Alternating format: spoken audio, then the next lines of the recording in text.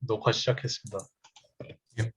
안녕하세요, 여러분. 오늘 이렇게 강연에 참여해 주셔서 정말 감사합니다. 저는 오늘 강연의 발표자를 맡은 윙의 게임 분과장 김민석이라고 합니다. 오늘은 이제 한국인의 전통놀이라고도 불리는 이제 스타크래프트 2 대회에 참가했던 제 경험을 바탕으로 여러분께 강화학습과 관련된 기본 내용에 대해서 설명을 좀 드리고자 합니다. 그럼 이제 한번 시작해 보도록 하죠. 오늘 강연은 크게 네 파트로 나뉩니다. 우선 강학습이 어떤 것인가를 배우기 위해 기본 개념을 살펴보고, 그리고 두 번째로 상태 공간 탐색에 대해서 알아보며 강학습에 대한 전반적인 탐색을 마쳐볼 예정입니다. 상태 공간이 뭔지 모르시는 분도 계실 수도 있는데 괜찮습니다. 첫 번째 파트를 설명하고 넘어갈 예정이에요. 그리고 이후 아까 설명했던 내용들을 NC 펠로우십에서 진행했던 스타크래프트 2에서는 어떻게 적용되는지, 그리고 마지막으로 제가 어떻게 그 대회를 진행했는지에 대해서 이야기하면서 강연을 마치도록 하겠습니다. 첫 번째 슬라이드에 나온 내용은 환경과 에이전트와 관련된 내용입니다. 이제 에이전트는 강학습에서 저희가 당면한 문제를 해결해 줄, 즉 저희가 학습시켜야 할 대상입니다. 이제 PVP 게임을 보다 보면 가끔씩 보전이라 모드가 있잖아요. 여기에 나온 모드들이 여기에서 에이전트라고 불린 대상들이라고 할 수 있습니다. 그리고 두 번째로 환경은 이 에이전트를 둘러싸고 있는 세계를 뜻합니다. 화면의 그림을 보시면은 에이전트와 환경은 서로 상호작용을 하고 있죠. 이제 에이전트가 하는 액션, 행동은 이제 environment에, 그러니까 환경에 영향을 주고, 그리고 환경은 받은 액션에 의해서 받은 영향을 업데이트한 후 스테이트와 그리고 방금 한 행동에 대한 리워드를 이제 에이전트에게 돌려줍니다. 저희가 강학습이라고 부르는 것은 이 둘 사이에 상호작용을 제대로 일어나게 한 것인데요. 여기서 말한 제대로 일어난 것이라는 것은 이제 에이전트가 환경에서 스테이트를 빼올 때 이제 모든 정보를 다 가져온 건 아니에요. 이제 스테이트라는 것은 정말로 방대한 정보가 될 수 있는데, 예를 들어 지구라고 쳐보죠. 지구에서 온도, 습도, 이것저것 다 물리량이 있겠지만은 저희가 예를 들어서 자동차의 속도를 알아보고 싶다 하는데 습도가 중요한 정보는 아닐 거 아니에요. 이런 것처럼 저희가 인바이러먼트에서 필요한 스테이트들만 빼서 에이전트한테 주는 것, 그리고 에이전트는 스테이트와 그 리워드를 통해서 다음에 적절한 행동을 고를 수 있는 그런 폴리시를 정해주는 것이 이제 강화 학습을 하는 것이라고 하는 겁니다. 이제 방금 이야기를 했던 스테이트, 리워드, 액션 같은 경우에는 상황에 따라서 그리고 어감에 따라서 한국어로도 말할 수 있고 이제 그 영어로도 말을 할 수 있기 때문에 미리 안내드리겠습니다. 자, 그러면은 방금 이제 알아봤던 상태와 이제 행동을 이제 한번 적용을 시켜보죠. 여기에 이제 두 가지 게임이 있어요. 레이싱 게임과 마이크로 체스가 있습니다. 레이싱 게임은 어떻게 보면은 RTS, 즉 리얼타임 시뮬레이터 게임이라고 할 수 있고, 마이크로 체스는 턴제 시뮬레이션 게임이라고 할 수 있습니다. 이제 리얼타임이 들어가든 안 들어가든 결국에는 상태와 행동을 받아온 것에 있어서는 이제 포맷은 똑같다고 할 수 있는데요. 여기 레이싱 게임을 먼저 살펴보자면은 에이전트는 이 도로 위에 차를 뜻하는 거라고 할 수 있어요. 그리고 인바이러먼트는 이 차가 달리고 있는 도로의 환경을 말하는 것이죠. 여기에서 상태는 이제 여기 나와 있는 세 가지죠. 이제 차의 위치, 차의 속도, 그리고 각 방향에 장애물이 있는지 없는지 여부를 이제 알려주는 것이고, 이제 위치, 속도, 장애물 존재 여부에 따라서 차는 가속을 할 수도 있고 감속을 할 수도 있고 어쩌면 레인을 바꿀 수도 있죠. 이런 것들을 이제 행동이라고 할 수 있습니다. 또 마이크로 체스에서는 이제 어떤 진영의 기물을 움직이는 플레이어를 이제 에이전트라고 할 수 있고, 그리고 체스판 자체를 그 환경이라고 할 수 있어요. 그리고 여기에서의 상태는 이제 어떤 기물이 어떤 위치에 있느냐를 이제 상태라고 할 수 있을 거고, 그리고 현 상태에서 어떤 식으로 움직일 수 있을까, 그것 중에서 하나를 골랐을 때 그것이 행동이 되는 겁니다.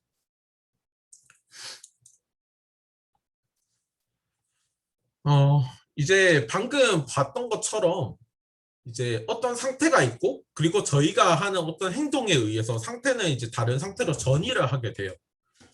저희는 이런 상황을 이제 잘 나타낼 수 있는 자료 구조를 하나 알고 있습니다. 혹시 뭔지 아시는 분 있으실까요?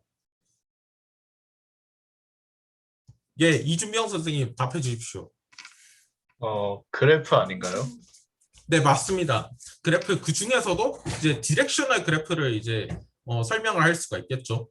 여기 나오는 상태 공간이란 것은 게임 정확히는 저희가 하는 시뮬레이션 속에서 가질 수 있는 상태들을 이제 노드로 나타내고 그리고 이 상태들을 전이를 시켜주는 행동들로 이루어진 디렉셔널 그래프를 상태 공간이라고 합니다. 그럼 이제 저희의 목표는 현재 상태에서 그 목표 상태까지 가는 최적 거리를 이제 찾아내는 게 이제 저희의 목표인 거죠. 그러면은 이제 그래프를 조금만 단순화시켜 볼게요. 그래프를 단순화시켜서 이제 트리로 만들었다고 합시다. 이제 여기 여러분이 자료구조 수업을 들어봤을지 모르겠는데 아마 자료구조를 듣다 보면 마지막쯤에 가면은 이제 트리 탐색이라는 파트를 배울 거예요. 이제 여기에서도 이 트리를 탐색을 하면서 이 상태에서 정확히 루트 상태에서 어떻게 목표 상태까지 가는지 이제 최소의 그 거리를 찾고 또는 이제 그냥 최소가 아니더라도 가는 루트를 찾아야 될 거예요. 그럼 이거를 이제 이 공간을 탐색을 해야 되는데 이 탐색을 하기 위해서는 공간 복잡도가 필요해요. 이 공간 복잡도는 이제 B를 게임 한 턴에 이제 할 수 있는 행동 가능한 행동의 평균 개수라고 하고 그리고 D를 평균적으로 게임이 몇 턴 만에 끝나는지를 D라고 했을 때 공간 복잡도는 B의 D승이 됩니다. 하지만 이제 이런 식으로 B의 D승 이런 식으로 나타내 있는 그런 복잡도는 실생활에서는 이제 쓰기가 어려운 알고리즘이잖아요. 이제 뭐 그래서 이거를 해결하기 위해서 정말로 다양한 방법이 있는데 오늘 제가 소개시켜 드릴 방법은 첫 번째가 미니맥스라는 방법이고 두 번째가 MCTS라고 하는 방법입니다. 일단 미니맥스부터 먼저 알아보도록 하죠. 미니맥스는 이제 두 플레이어가 하는 게임에서 이제 보통 쓰이는 분석 방법인데 여기에 플러스 1, 마이너스 1이라는 이제 결과값들이 있어요. 이것들은 여기로 갔을 때 자신에게 이득이 되냐 아니면 손해가 되냐라는 거를 이제 알려주는 일종의 리워드라고 할 수 있습니다.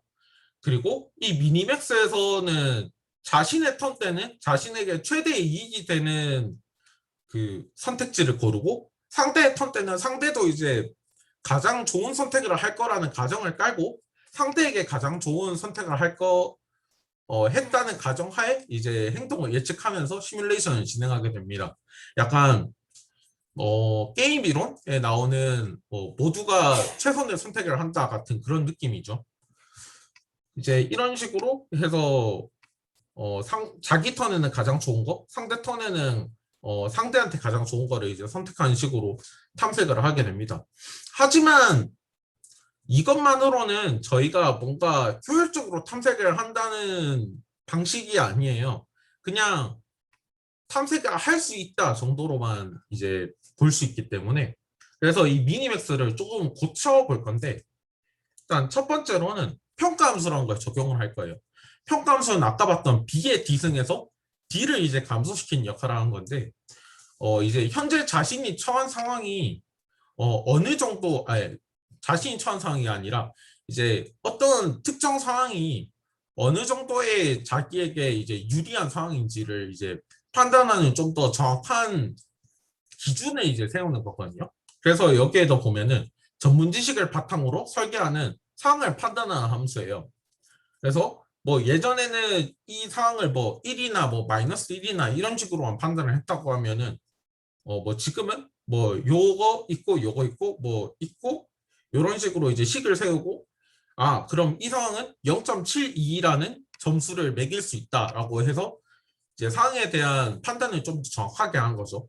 이렇게 정확하게 상황을 판단하기 때문에 이제 탐색 깊이를 조금 감소시키고 오류가 좀 난다고는 해도 이제 탐색 깊이를 제한하기 때문에 탐색을 하는데 어느 정도 프랙티컬하게 탐색을 할 수가 있습니다.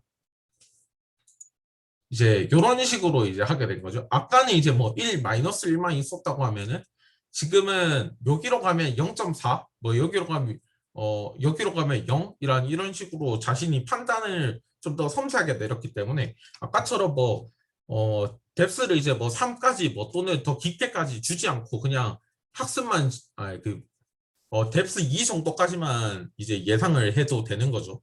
하지만 여기에도 이제 한 가지 그 한계가 있는데 일단은 이 평가 함수라는 게 정말로 세우기가 어려워요. 왜냐하면은 전문가들이 모여서 했다고 해도 그 전문가들끼리도 이제 의견이 다를 것이고 그리고 시시각각 변하는 상황을 다 이제 어느 정도 반영하는 판단 함수를 세우기가 참 어렵습니다. 지금 이 체스방 같은 경우에도 어떤 전문가는 룩이 좀 더 중요하다라고 생각할 수도 있지만 어떤 사람은 나이트가 좀 더 중요하다라고 이제 생각할 수도 있는 거죠. 그리고 두 번째로 이제 호리존털 효과라는 게 있는데 이제 여기에서는 0.2까지 0.1에 뎁스 2까지만 이제 조사를 했었지만은 만약에 뎁스 1까지만 조사를 했다고 하면 어떨까요? 그때도 이제 정확한 판단을 내릴 수 있을까요? 아마 아닐 거라고 봅니다. 그렇다면은 여러분은 어느 뎁스까지 이제 가야, 그러니까 어느 정도를 줄여야, 그러니까 원래 탐색하던 거에서 이제 정확하게 평가 함수를 이제 쓰고 있다고 볼 수 있는지 이것도 이제 참 알기가 어렵습니다. 요 두 번째로 미니맥스를 개선하는 방법은 이제 알파베타 가지치기라는 것입니다. 알파베타 가지치기는 아까 D를 감소시켰던 거와는 다르게 이제 분기 B를 감소시킨 건데요. 이거는 간단합니다. 이제 정말로 가망이 없는 노드가 있다. 그럼 이제 그 노드와 그 노드의 후순 노드들은 탐색에서 제외하는 겁니다. 여기를 보시면은 이제 미니맥스를 따른다고 가정을 했을 때 이제 저희가 A2로 갔다고 해보죠. A2로 갔을 때 상대방은 자기한테 가장 좋은 행동을 할 거기 때문에 이거는 모르겠고 무조건 이쪽으로 갈 거란 말입니다. 여기로 가면은 게임이 끝나요. 그러면 이거를 딱 본 시점에서 저희는 이 노드는 이제 저희한테 필요 없다는 걸 알 수가 있죠. 그래서 여기를 가지치기를 하고 이 부분만 이 서브 트리만 이제 탐색을 하게 되는 겁니다. 이런 식으로 B를 줄이거나 또는 D를 줄이거나 하는 방식으로 미니맥스를 좀 더 개선을 할 수가 있어요. 잠시만요. 죄송합니다.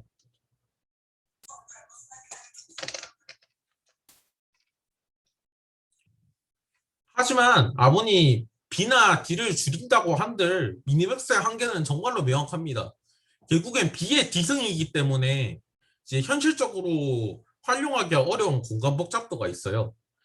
이제 아까 마이크로 체스 같은 경우에는 10에 20승 정도기 때문에 그나마 이제 쉽게 프랙티컬하게 만들 수가 있지만은 이제 뭐 알파고처럼 이제 바둑만 해도 공간 복잡도가 250에 200승이라고 하는데 이게 어느 정도 큰 숫자일지 감은 안 잡혀도 엄청 큰 숫자란 건 알 수 있잖아요.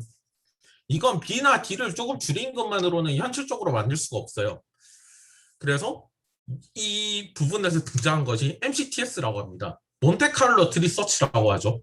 혹시 여기 몬테카를로 메소드라는 메소드를 모르시는 분 계신가요?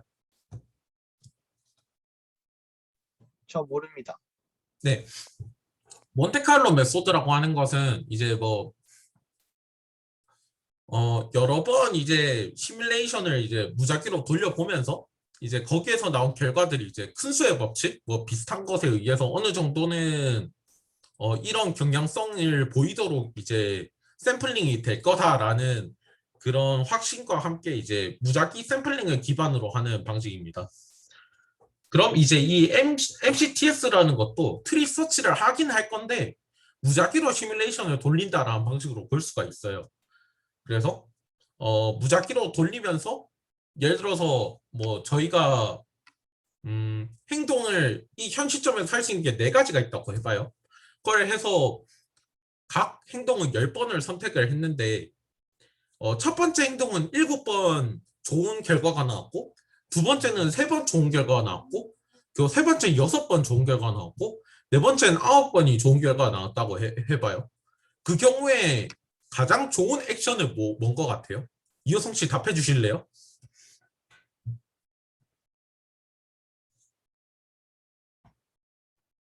수가 많은 쪽. 그렇죠? 그래서 통계적으로 이제 better 액션을 정하기 때문에 이제 저희는 꼭 모든 걸 탐색하지 않고 이제 통계적으로 정해진 사실에 따라서 이제 탐색을 하게 된 겁니다.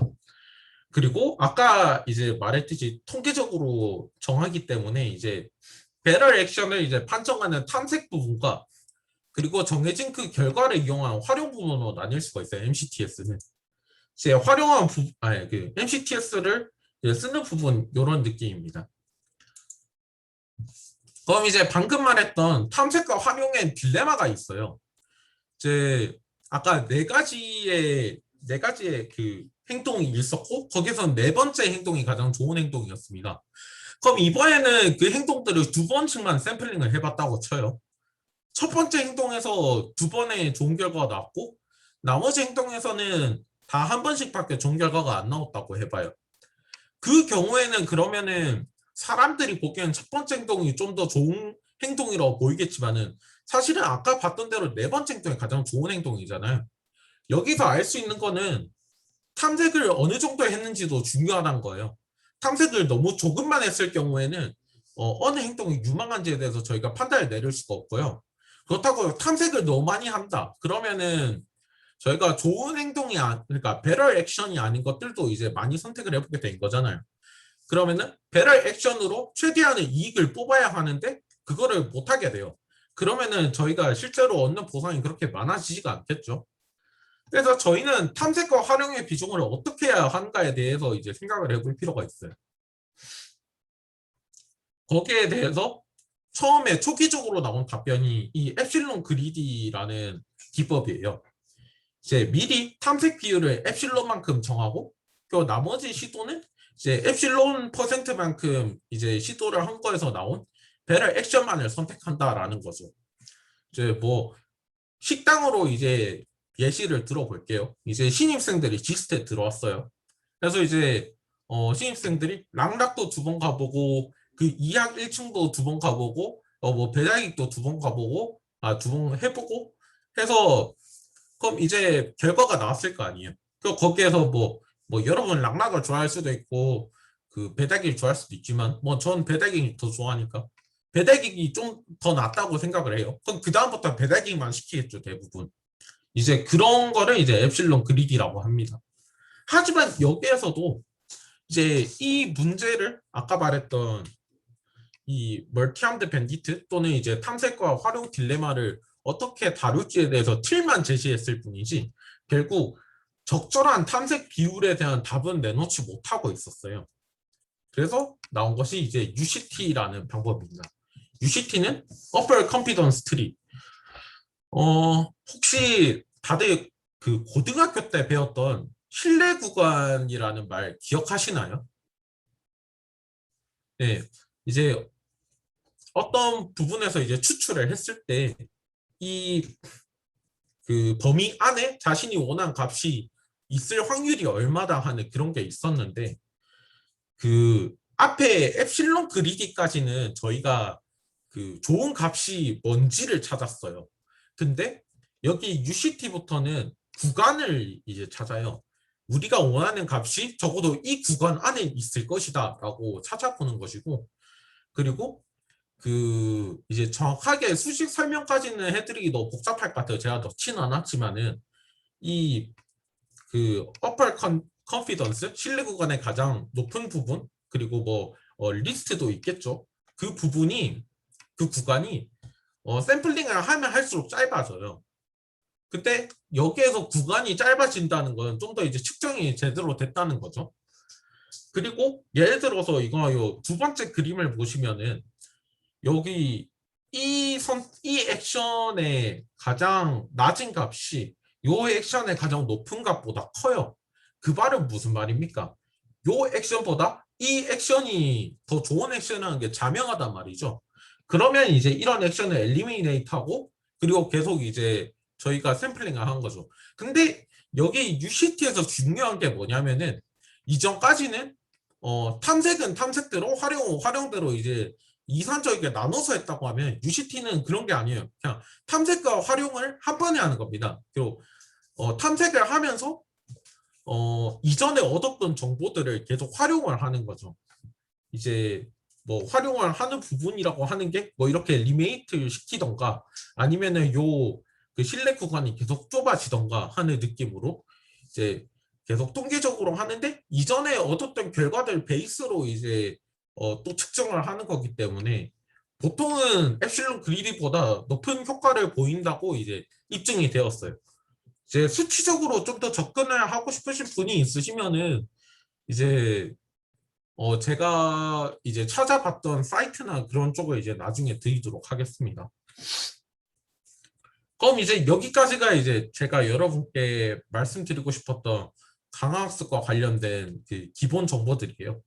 그럼 이제 이것들을 이제 스타크래프트 2에서는 어떻게 적용이 되었느냐에 관한 건데 이제 여기서부터 여러분께 퀴즈를 낼 거예요. 이제 여기 게임 화면이 보이시죠? 그러면은 이 게임 화면에서 환경과 에이전트는 무엇일 것 같나요? 지금 제 바로 밑에 계신 분이 정종 씨거든요. 정종 씨, 여기 게임에서 환경과 에이전트 뭐라고 생각하세요? 말 그대로 여기 있는 그 상대방의 뭐 병력의 차이라든가 아니면은 병력 간의 어떤 상성도 환경이 될 수 있을 것 같아.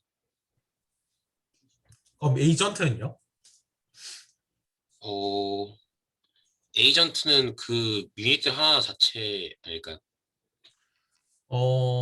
이거는 조금 다른 게 여기에서 에이전트는 이제 체스 비슷하게 생각을 하시면 돼요. 이 유닛들을 통솔하는 이제 플레이어를 이제 에이전트라고 할 수 있죠.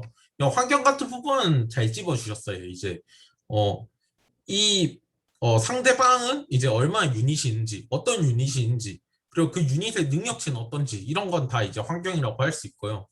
또 여기에서 상태와 행동 같은 경우에는 뭐 상태 같은 경우에는 뭐 여기 얘는 스팀팩을 쓰고 있고 체력이 얼마 남았다. 그리고 얘가 보기에는 얘가 공격할 수 있는 유닛이 지금 있나 없나 정도고 요 친구는 지금 거리가 어느 정도 되니까 후퇴를 해야 할까 공격을 해야 할까 뭐 그런 상태가 있어요. 그리고 행동이 아까 말했던 후퇴를 해야 할까 공격을 해야 할까 정도고 뭐 이것도 뭐 후퇴를 할까 공격을 할까 또는 뭐 여기 시즈 탱크 같은 경우에는 시즈 보즈를 풀어야 할까 아니면 계속 공격을 해야 할까 그런 게 있겠죠. 자 그러면 이제 뭐 제가 이제 어떻게 NC 펠로우십 대회를 진행했는지에 대해서 이제 조금 이야기를 드리려고 합니다. 이제 뭐 제가 알기로는 올해 이 대회에 참가하신 분 두 분이 이제 지금 이 강의실에 계시고 또 어쩌면 여러분들 중에 이제 내년에 참가하실 분들이 있을 수도 있으니까 제 경험이 도움이 됐으면 좋겠습니다. 일단 저는 처음에 접근을 할 때 이 대회에서 제공하는 게임 플랫폼은 어떻게 되어 있는지 그리고 내가 해결해야 한 부분은 어떤 게 있는지에 대해서 이제 먼저 살펴봤었습니다. 이 부분은 이제 실제로 제가 짰던 보세 코드의 일부인데요. 여기에서 게임 플랫폼이 어떻게 되어 있는가는 이제 뭐 API가 어떻게 되어 있는지 뭐 이런 부분인데 왜 이런 부분이 중요하냐면은 제가 진행했던 대회에서는 완벽한 스타라기보다는 어느 정도 대회 측에서 뭐 값을 변경해 놓은 그런 스타크래프트였어요.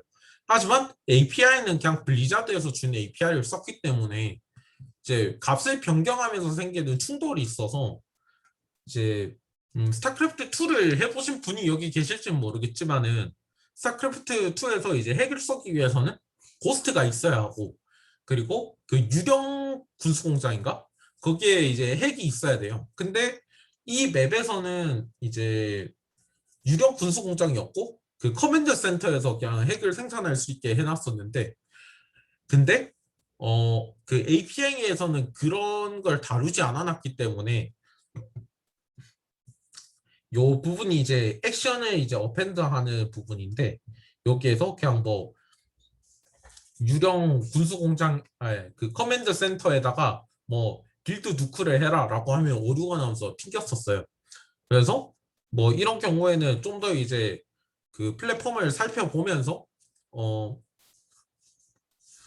뭐라고 해야 될까, 이 부분을 그 좀 더 로우 레벨하게 이제 명령어를 주면은 이제 뭐 해결이 가능했었던 거죠. 아무튼 이런 식으로 자신이 쓰는 플랫폼 유령 사관학교였죠.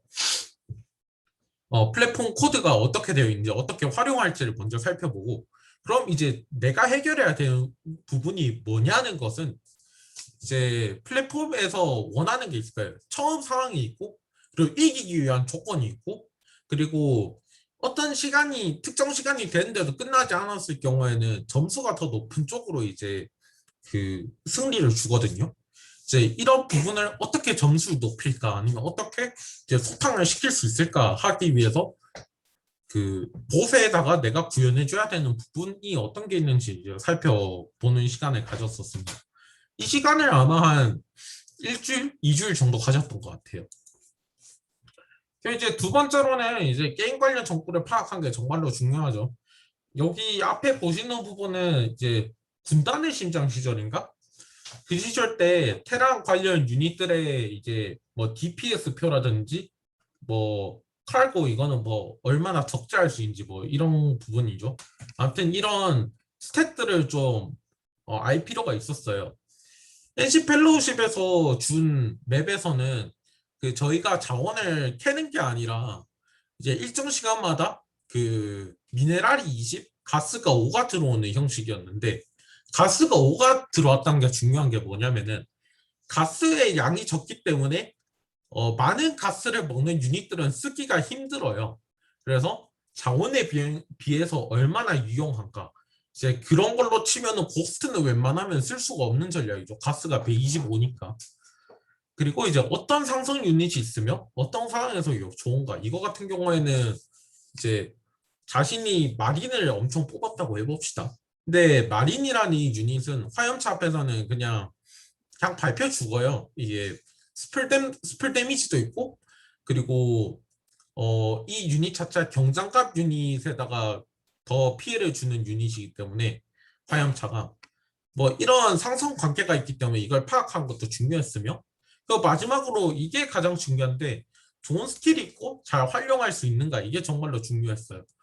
이게 뭐 뒤에 가서 한 번 더 설명을 드리겠지만은 스타1에서도 있었을 거고, 그때는 고스트였나? 고스트 아니고 뭐 아무튼 벤시라는 유닛이 있는데, 그 벤시라는 유닛을 초반에 이제 다들 많이 뽑아서 날렸었고, 그리고 그 유닛을 이제 파괴하기 위해서 반까마귀를 쓰고, 근데 반까마귀가 이제 벤시를 저격하기 위해서만 쓰기에는 가스가 200 정도 들기 때문에 이제 다른 스킬들을 어떻게 활용할 수 있는가, 이게 이제 가스 활용도에 이제 어느 정도 중점을 둘 수 있었던 거죠. 아무튼 이렇게 정보 파악이 끝난 다음에는 미세하게 게임 관련 폴리시를 만들었어요. 왜 이거를 그 AI한테 시키지 않고 이제 뭐 네가 했냐라고 말을 하면은 뭐 그거는 뭐 제 실력 부족이기도 하고 뭐 시간 부족이기도 하지만은, 아마 시간 부족이 제일 컸을 거예요. 제가 이제 뭐 이 대회를 하는데 한 3주인가 그렇게 많이 이제 끝을 냈었기 때문에 좀 늦게 시작했었거든요. 그래서 뭐 타겟팅하는 기준은 어떻게 되며, 뭐 진영 구성은 어떻게 하고, 뭐 예상되는 진영에는 어떻게 할 것이며, 뭐 상성 역상성 유닛은 어떻게 대응하고, 이제 5번이 그래도 좀 중요했다고 생각을 하는 게, 화염차나 아니면은 뭐 거의 쓰지는 않지만 리퍼 같은 유닛은 정말로 발이 빠른 유닛들이 있어요. 이런 유닛들은 딱 한 번 치고 빠지면은 이제 상대방 유닛이 때리기 전에 도망가기 때문에 이제 거의 일방적으로 프리딜을 할 수가 있어요. 그래서 뭐 이런 부분을 이제 좀 더 수치적으로 분석을 해보고, 그만큼 이제 이런 부분은 하드 코딩을 하는 거죠. 그래서 뭐 적 타겟팅 기준 같은 경우에는 적 유닛 중에서 요 유닛이 계속 남아있으면 힘들다. 뭐 대표적으로는 시제 탱크가 있겠죠. 그 두 번째로는 배틀 크루저가 있겠죠. 뭐 그런 유닛들을 먼저 제거를 해라 하는 게 있었을 거고, 진영 구성 같은 경우에는 이제 저 같은 경우에는 마린과 그리고 뭐라우더 불곰을 이제 뭐 스타원에서는 파이어백 같은 느낌이라고 보시면 되는데 그 둘을 이제 조합해서 많이 싸웠었어요. 그래서 뒤편에 이제 마린을 두고 그 앞에 탱커로서 이제 불검을 두고 그 양 옆에 화염차를 두는 방식으로 해서 이제 진영을 짜서 이제 화염차는 옆에서 계속 치고 빠지고를 반복하고 뭐 마린은 그 불곰 뒤에서 프리딜 넣고 이런 식으로 이제 진영을 짰었던 거죠. 이제 이런 폴리시를 만든 것까지 끝났다고 하면은 이제 그때부터는 러닝을 통해서 유닛 조합을 좀 더 연구할 필요가 있었어요. 이제 여기에서 아마 그나마 강화학습 관련해서 제가 여러분께 들을 수 있는 건데 저는 이런 식으로 학습을 시켰습니다. 그 우선은 이제 저희가 대처가 필요한 피처를 가진 봇들을 이제 하드코딩으로 만들어 줬어요. 뭐 예를 들어서 뭐 벤시 클로킹만 하는 유닛들만 막 뽑아서 공격을 하는 봇을 하나 만들어 주고 그리고 마린과 시즈 탱크 조합을 통해서 이제 멀리서부터 오는 걸 격추시킨 걸 잘하는 그런 조합을 만들어주고 이제 그런 봇들을 여러 가지 만들어주고 그 봇들을 그 여러 번 상대를 시키는 형식을 통해서 어느 정도 제너럴 하거나 그리고 어떤 특정 피처에 잘 대응할 수 있는 유닛 조합을 이제 학습을 시켰습니다. 그리고 학습을 하면서 생긴 그 뭐라고 해야 될까? 첫 번째 학습을 통해서 저희가 봇 1을 하나 또 만들었다고 합시다. 봇 2를 만들 때는 봇 1도 이제 그 상대해야 되는 그 상대에 이제 넣어 주어서 이전에 있었던 이제 전략들도 계속해서 추가적으로 이제 그 학습하도록 한 거죠. 이게 어떻게 보면 이제 여러분이 아마 스터디에서 배우셨을 것 같긴 한데 LST의 그런 느낌으로 보셔도 될 것 같아요. 이런 식으로 학습을 하면서 그러면 이제 다 끝났느냐? 그건 아니에요. 이제 여기서부터는 이제 상대 팀과 모의전을 하고 그 모의전을 분석하면서 계량을 했어야 되는데 제가 이 부분을 정말로 늦게 시작했어요. 제가 이때 가지는 생각은 뭐였냐면은 이 정도 조합이면은 괜찮다. 근데 조합을 노출시키면은 상대방이 분석하고 우리한테 대응을 할 것 같다라고 하다가 이제 마지막 날에 이제 그거 조합을 딱 내놨었는데 생각보다 잘 먹히지가 않더라고요.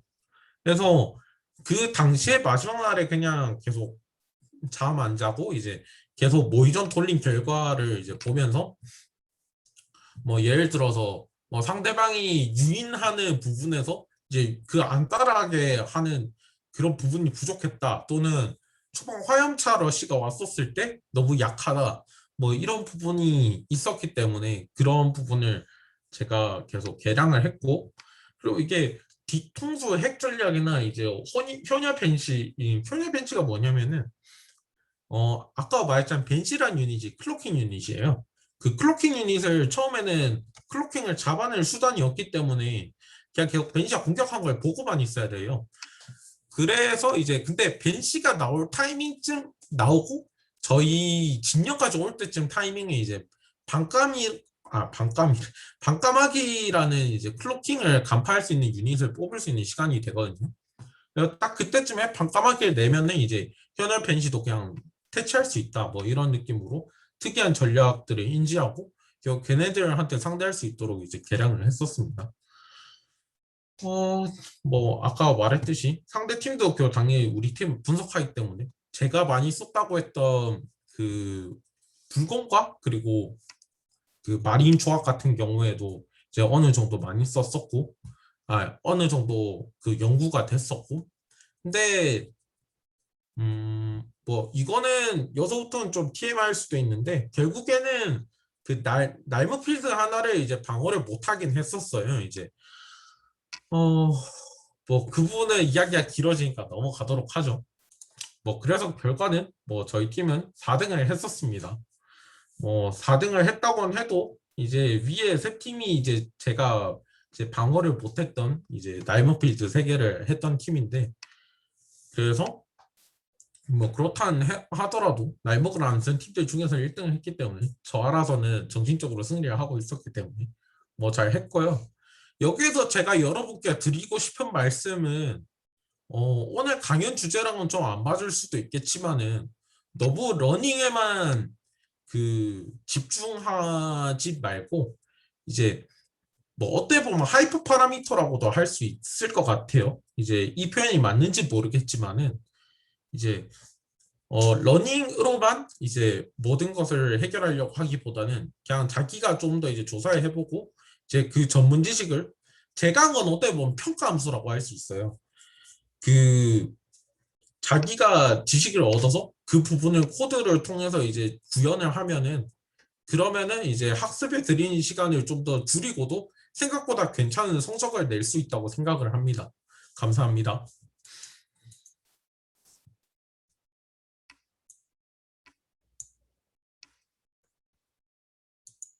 혹시 질문 있으신 분 있으신가요?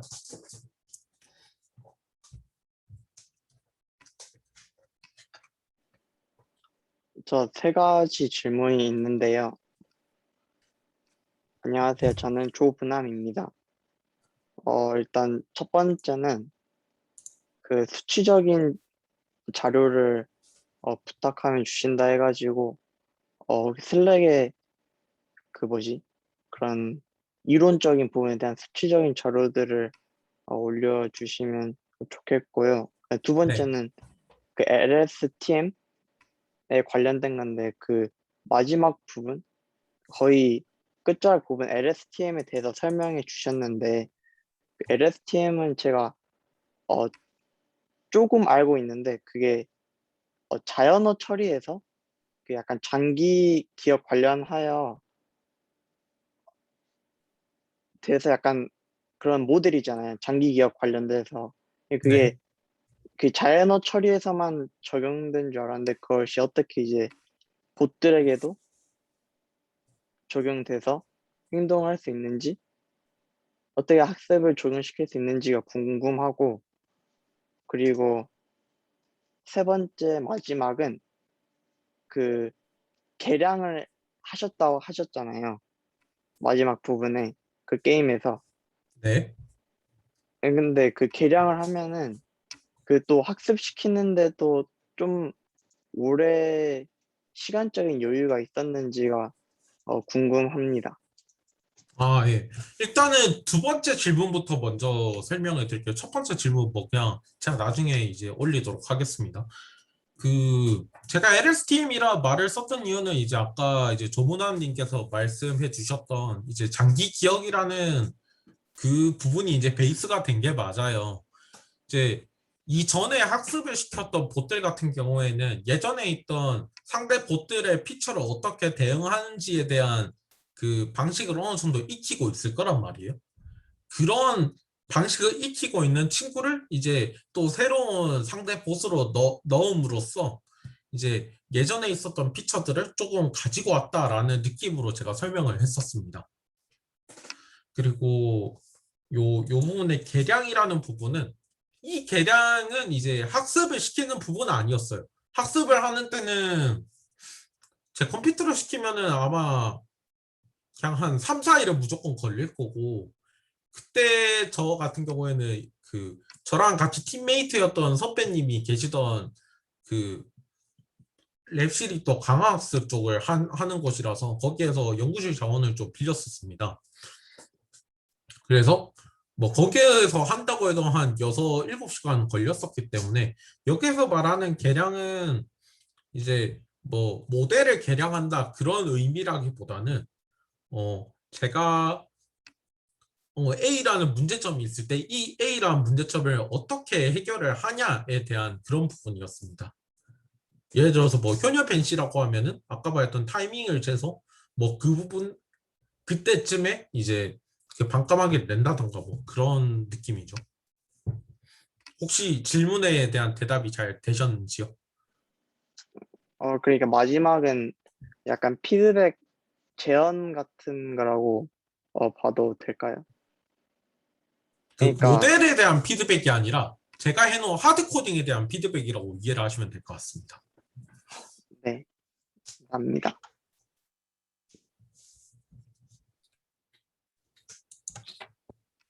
꼭 저도 네. 예. 질문해 아니, 주시죠. 뭐 더 얘기하려고 하셨던 거 아니에요? 아닙니다. 네. 그 아까 그 미네랄 20이랑 가스 5 얘기하셨던 것처럼 네. 여기서 있는 스타크래프트 2가 좀 간소화된 것 같은데 네. 그럼 이게 뭐 건물 짓는 거나 빌드 같은 것도 부재한 건가요? 이게 어느 정도 그러니까 어느 정도 간소화됐는지 모르겠어서요. 아, 병력을 보는 방식이나 이렇게 건물을 짓는 것도 컨트롤 해줘야 되는 건지 그게 좀 궁금해서. 뭐 이 부분은 제가 여러분이 관심이 없을 수도 있을 것 같아서 설명 안 했었는데 이제 질문이 들어왔으니까 좀 이야기를 하자면은 이제 저희 같은 경우에는 아까 말했듯이 뭐 미네랄 20, 가스 5가 들어오고 업그레이드 같은 경우에는 정말 필수적인 것 같은 경우는 업그레이드가 돼 있었고 이제 건물은 더 지을 수가 없었어요. 그래서 아까 제가 말했듯이 처음에 이제 뭐 빌드 누크라는 이 능력을 어떻게 사용할지 몰랐던 게 이제 원래 그 파이 SC2였나? 그 파이 SC2라는 잠시만요.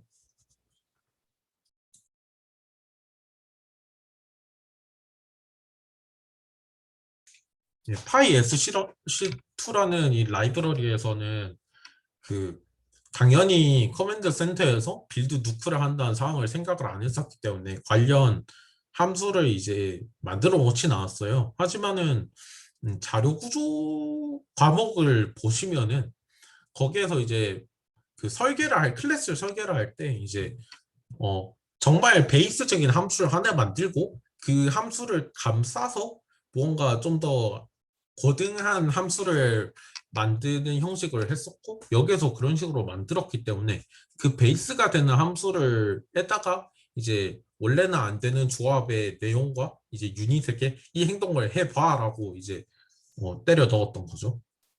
뭐 이런 식으로 갑자기 말이 뭐 좀 꼬이긴 했는데 뭐 결론은 자원은 이제 시간마다 이제 들어오기 때문에 저희가 알아 배분을 잘 해야 됐고 그리고 커맨드 센터 하나밖에 없기 때문에 이제 전략적이라기보다는 한타가 정말로 중요한 싸움이었어요. 그래서 제가 결정을 해야 되는 건 어떤 유닛을 생산할지 그리고 어느 시기에 공격을 하거나 수비를 할지 그 두 가지 정도였습니다. 그리고 질문이 이제 그 다음 하나 더 있었는데 그 18번째 여기 슬라이드에 그 폴리시 부분 있잖아요. 이 부분인가요? 네. 네네네. 사실 제가 처음에 이제 강화학습과 게임에 대한 이제 주제를 들었을 때 제가 생각했던 거는 이제 이런 부분들도 어떤 정도 학습으로 이루어지는 것이라고 생각을 했었거든요. 그리고 아까 선배님께서도 사실 이제 시간이 부족해서 이런 부분들은 다 러닝으로 하지 않고 이제 자신이 조금 더 노력을 해서 이런 부분을 메꿨다라고 얘기를 해주셨는데 근데 지금 제가 궁금했던 게 이런 부분은 어느 정도 기준을 사람이 세워놨으면 이제 그 여기서 강화학습이 그러니까 방학습이 그 러닝을 통해서 보완하고자 하는 부분은 어떤 부분이었는지가 좀 궁금했어요. 그러니까 여기 이게 이 종이에 있는 게 어떤 우리가 정해놓은 거라면 이제 러닝을 통해서는 어떤 부분들을 컴퓨터가 만든 건지가 좀 궁금했었어요. 이제 좀 더 이제 말씀을 드리자면은 저는 이제 늦게 시작을 했어요. 그래서 제가 러닝적인 부분에서 일찍 시작한 팀을 따라잡기는 좀 어렵다고 생각을 했었습니다. 그래서 저 같은 경우에는 처음부터 이제 최대한 이제 AI한테 맡길 수 있는 부분은 최소한으로 하고 이제 어느 정도 내가 감당할 수 있는 부분 내가 알아서 해야겠다 하는 생각을 했었습니다. 이제 후배님이 말씀해 주신 거에 대해서 이제 다른 팀들의 발표를 이제 저도 들었죠. 제가 이제 참여를 했기 때문에 이제 듣고 이제 거기에 대한 이제 생각을 좀 이야기를 해드리자면은 다른 팀에서는 이제 뭐 이런 거 정도를 생각을 해봤다고 하더라고요. 예를 들어서 스킬을 쓰는 타이밍을 이제 해볼 수 있을까 해서 시도를 해봤지만 뭐 그건 실패를 했었고 그나마 하나 성공한 팀이 그 공격 루트를 이제 뭐 3가지 정도 정해놨다고 하면은 어느 루트로 갈지 학습한 거 정도 그 정도를 이제 했다고는 하는데 근데 저는 잘 모르겠어요. 왜냐하면은 그 공격 루트가 왜 유효하지 않다고 생각을 했냐면은 어차피 좁은 맵 안에서 한타가 중요한 쪽인데 근데 루트를 조금 틀었다고 해서 뭔가 결과가 달라지지도 않았고 그 실제로 뭐 이전에 봤을 때도 그렇게 성과가 있는 것 같지는 않았었거든요. 그 대부분의 팀들이 이제 아까 말했던 그 두 가지 외에는 조금 시도는 했지만은 대부분은 결국 자신들의 AI 베이스라기보다는 룰 베이스로 이제 그 펠로우십 컴페티션을 진행한 경우가 많았었습니다.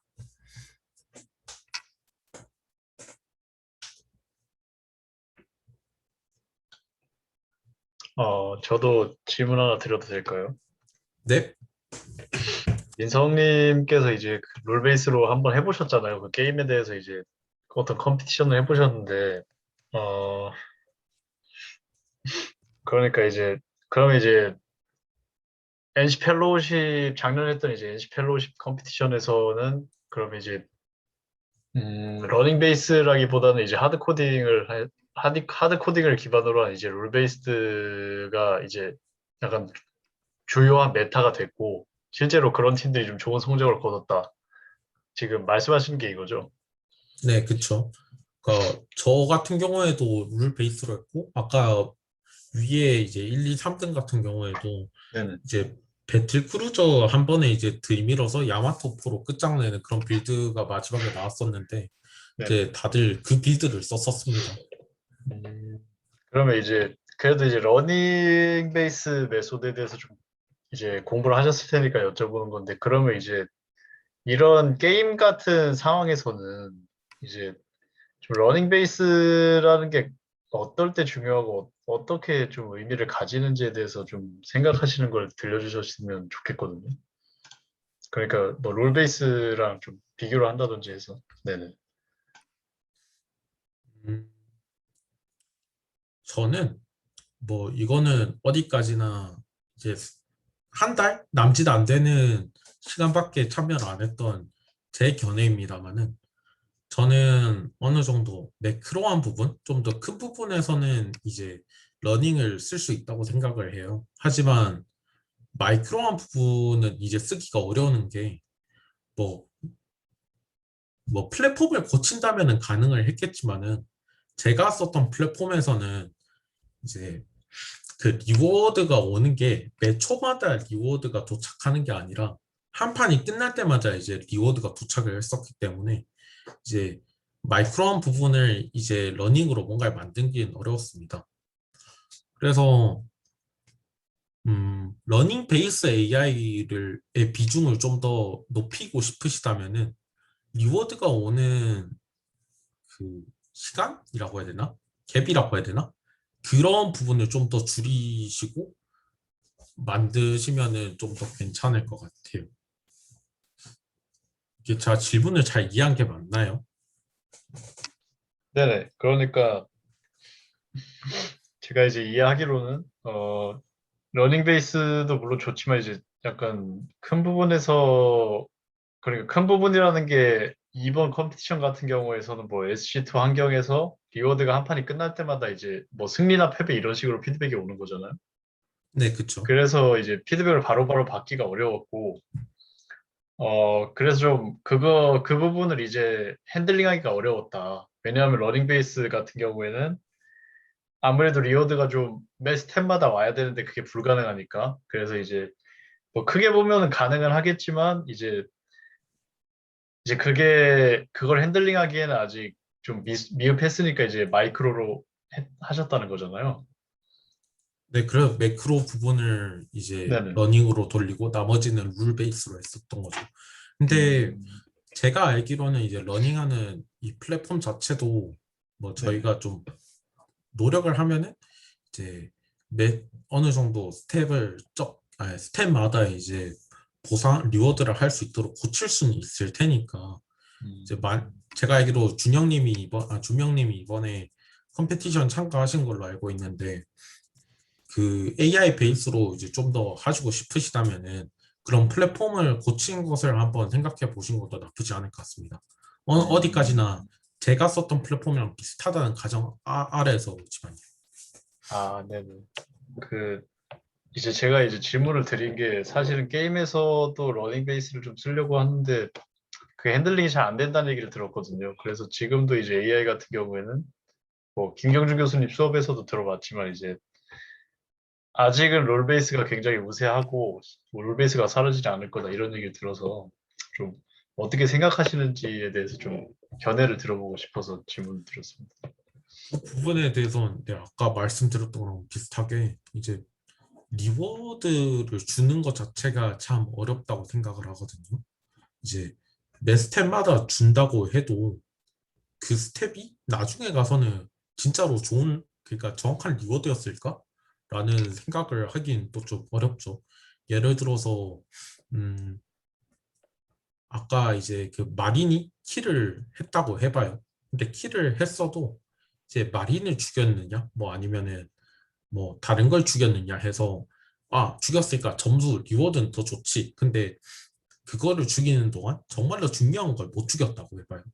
그러면은 그 리워드는 정말로 합당한 리워드일까요? 시제 탱크를 먼저 부숴야 이제 스플래시 데미지가 안 들어올 텐데 그거를 안 부수고 다른 걸 부쉈을 때 좋은 피드백이 왔다고 하면은 그쪽으로 이제 좀 더 발전을 할 텐데, 그래서 아마 이제 리워드를 플랫폼 만드는 NC 분들도 측정하기 어려웠을 거고, 그래서 아마 그냥 승리 패배 그 두 개 정도로만 기본 플랫폼에 설정을 해놓지 않았나 싶습니다. 예, 아까 정교한 말씀드렸던 예. 네네, 정교한 리워드 펑션을 만들기가 쉽지 않다는 거죠. 네, 아까 말했던 평가 함수랑도 어느 정도 일맥상통한 부분이라고 생각을 하죠. 아, 네. 감사합니다. 다들 어느 정도 AI 베이스한 그런 경험을 들어보고 싶어서 오셨을 거라 생각을 하는데 뭐 저는 꽤나 룰 베이스로 많이 하면서 AI 욕을 좀 많이 했었기 때문에 좀 뭐 실망일 수도 있겠지만은 뭐 여러분이 하시면 저보다 좀 더 잘하실 수 있을 거라 저는 믿습니다. 아, 네. 비성님, 혹시 질문 더 있으신 분 계신가요?